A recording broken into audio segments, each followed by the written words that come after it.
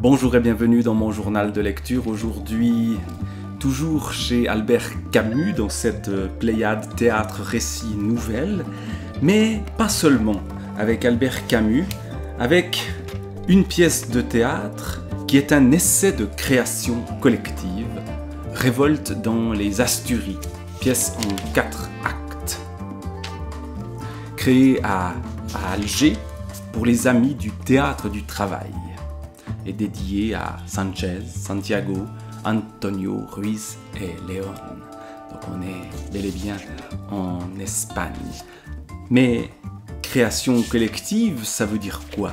Ça veut dire que cette pièce qui a été montée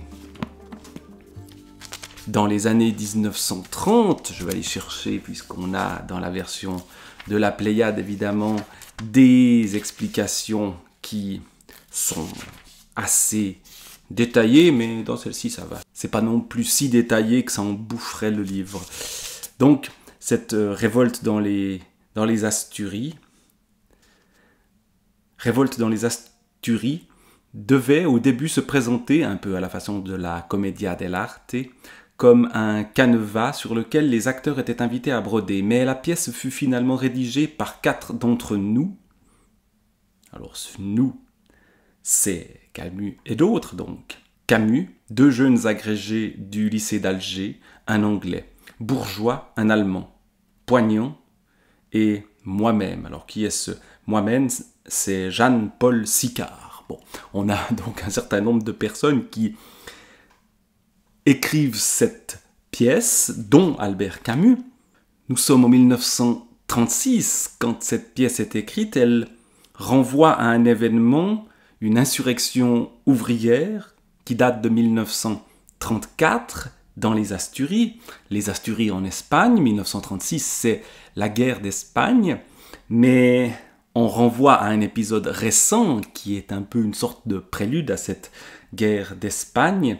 Et ce qui est assez intéressant, c'est évidemment les liens qu'il y a entre ce qui se passe dans cette époque très tendue, 1936, 1934, et puis les années qui vont suivre, et ce que vit le jeune Albert Camus et ses amis du théâtre d'Alger, théâtre d'amis, du théâtre du travail, avec un engagement, évidemment, quand on utilise le mot travail à l'époque, il y a un engagement proche du communisme. Camus s'est éloigné du communisme par la suite, mais dans cette période-là, il est tout à fait proche de ce genre d'idées. Voici ce qui est écrit en exergue de cette pièce. Le théâtre ne s'écrit pas, ou c'est alors un pis-aller. C'est bien le cas de l'œuvre que nous présentons aujourd'hui au public. Ne pouvant être jouée, elle sera lue, du moins. Mais que le lecteur ne juge pas, qu'il s'attache plutôt à traduire en forme, en mouvement et en lumière, ce qui n'est ici que suggéré. À ce prix seulement, il remettra à sa vraie place cet essai. Essai de création collective, disons-nous, c'est vrai. Sa seule valeur vient de là, et aussi de ce que, à titre de tentative, il introduit l'action dans un cadre qui ne lui convient guère, le théâtre. Il suffit d'ailleurs que cette action conduise à la mort, comme c'est le cas ici, pour qu'elle touche à une certaine forme de grandeur qui est particulière aux hommes, l'absurdité. On voit bien que Camus est présent, cette notion d'absurdité, surtout dans le début de la vie de Camus, est essentielle. Et c'est pourquoi, s'il nous fallait choisir un autre titre, nous prendrions La Neige. On verra plus loin pourquoi. On verra tout à la fin de la pièce pourquoi. C'est en novembre qu'elle couvre les chênes des Asturies, et il y a 2 ans, elle s'étendit sur ceux de nos camarades qui furent tués par les balles de la Légion. L'histoire n'a pas gardé leur nom. Eh bien, c'est une manière, évidemment, de garder le nom de ces gens qui ont été tués, ces camarades, ces ouvriers révoltés. Et donc, on entre dans l'Espagne des Asturies, un lieu où voit des gens qui tantôt se révoltent, tantôt sont favorables au pouvoir. Et puis il y a dans la version ici écrite de la pièce, et il semblerait qu'elle n'ait pas été jouée dès le début, cette pièce, des passages écrits en majuscules, c'est la voix de la radio. Voix féminine distinguée, sans conviction. Allô, allô, ici Radio Madrid. Dernière nouvelle des élections législatives.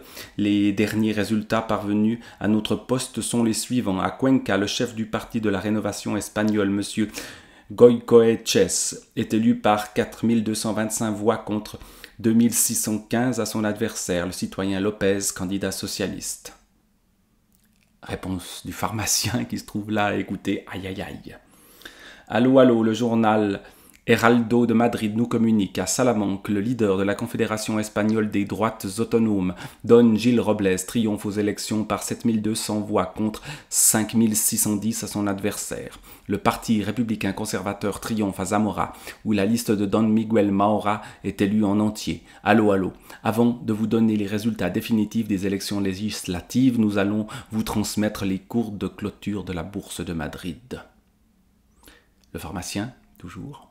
À moi de donner. Il donne.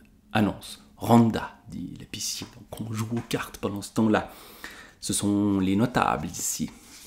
Mais petit à petit, on verra intervenir les ouvriers qui vont se révolter. Et petit à petit, on nous parle de ces asturies et de ces révoltes ouvrières qui ont lieu, avec une radio d'État qui condamne ceci et avec de plus en plus la présence de la radio est importante. Tous ces passages en majuscules ici le montrent. Et puis, petit à petit, on assiste à la victoire de l'État et de l'ordre sur ces insurgés. Et dans cette pièce qui, au fond, est très courte,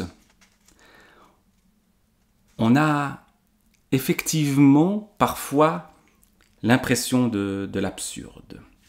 Voici comment cela se termine.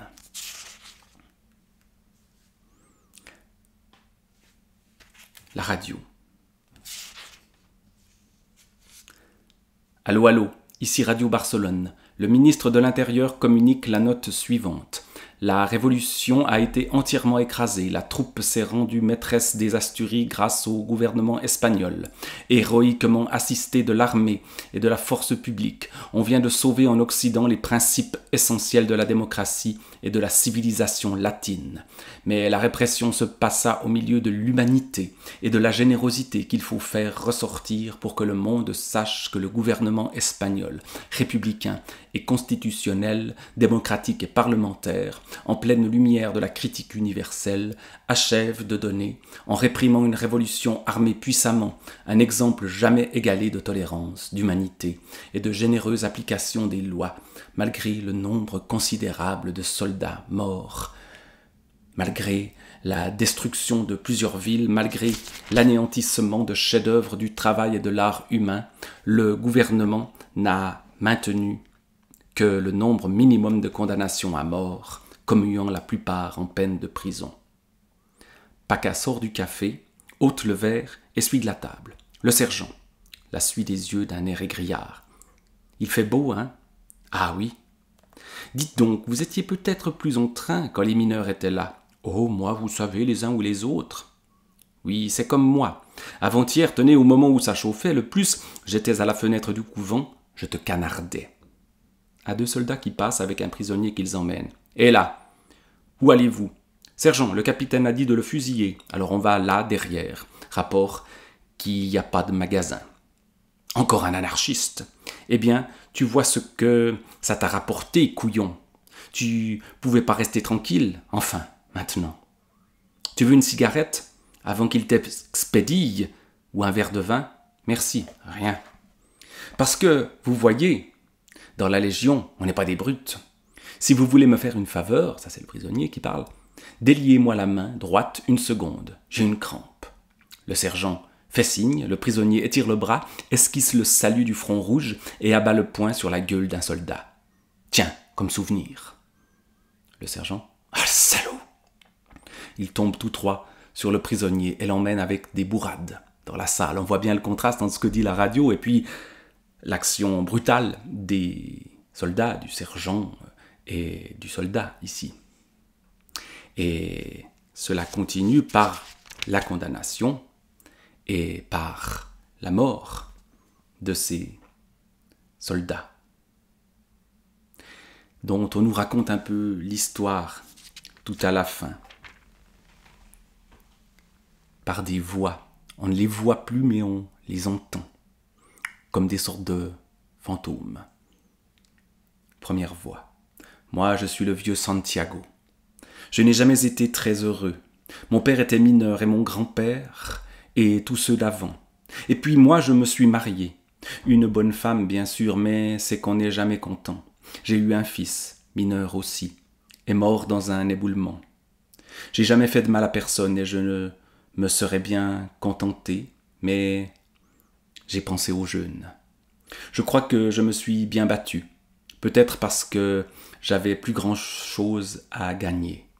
Aux prochaines neiges, personne ne parlera plus de moi sur la terre. Voilà qu'intervient La neige, qui était donc le titre initial de ce livre. Deuxième voix, Sanchez. Dans les grèves, on disait que j'étais le meneur. J'avais 17 ans, et c'est mon frère qui m'a appris. J'y ai cru à ma révolution, j'y ai cru, j'ai essayé de lire, parce que, comme ils disent, l'instruction. Mais je comprenais mieux avec ma pioche en tapant dans le minerai, et quand les étincelles sautaient. Tant de morts, mais quelque chose viendra. Et moi, je leur dirai, la révolution, ça se fait pas avec un éventail. Troisième voix, je suis Antonio et je viens des montagnes. Les autres ne connaissent pas la neige. Alors voilà cette neige. Ça les ferait rire si je disais que c'est pour elle que je me suis battu. Oui, avant, dans la neige, j'avais pas besoin de penser. Elle est si belle, et puis bien simple. Et quand je suis descendu, j'ai vu les figures noires et l'injustice. Alors j'ai pensé à ma neige et à ce cri qu'elle jette quand on l'enfonce sous le pied. Mais j'avais le temps. J'avais bien le temps, a dit Santiago. On ne m'a pas décoré. Quatrième voix. Je suis Pep. Et Pilar me disait souvent, les plus malheureux, c'est pas ceux qui s'en vont, c'est ceux qui restent. Peut-être que j'aurais aimé rester. Parce qu'il y a le soleil et les fleurs du jardin sur la place, et puis aussi Pilar. Mais d'elle, je ne peux rien dire. J'aimais les balles de quartier, et on me disait, Pep, tu n'es pas sérieux. Mais aussi, il y avait trop longtemps. Santiago, Sanchez, Antonio et le Basque, Ruiz, Léon, ils m'appelaient petit. Et ils avaient raison. Cinquième voix. On nous a tirés au sort. Sixième voix. C'était pour le camion. Quatrième voix. Bientôt les neiges. Troisième voix. Et qui se souviendra? Septième voix. Et les flûtes chez nous. C'est pas possible que ça soit pour rien. Huitième voix. Si Dieu veut. Deuxième voix. Bientôt les neiges. Première voix. Et qui se souviendra? Puis la lumière s'allume. La radio. Le gouvernement publie le nombre officiel des morts, blessés et disparus des troupes gouvernementales. Morts 321, 129 soldats, 11 carabiniers, 70 gardes de sécurité, 11 gardes civils. Blessés 870, 550 soldats, 16 carabiniers, 136 gardes de sécurité, 168 gardes civils. Disparus 7, 5 soldats et 2 gardes de sécurité. Sur le côté des volets se ferme une femme. Les nuits commencent à être fraîches. C'est l'hiver qui approche. Un homme, oui. Bientôt, les premières neiges. Obscurité. Au bout d'une rue, derrière les spectateurs, accompagnés de l'accordéon, une chanson de la montagne de Santander. Il y a cette vie qui est essentielle. La neige, le soleil, l'amour, la vie vécue, et puis il y a autour de ça les fusillés, les morts, les révoltes qui finissent dans le sang des jeunes gens qui meurent fusillés. Et même si c'est une création collective, on sent bien qu'il y a la patte d'Albert Camus dans cette révolte dans les Asturies.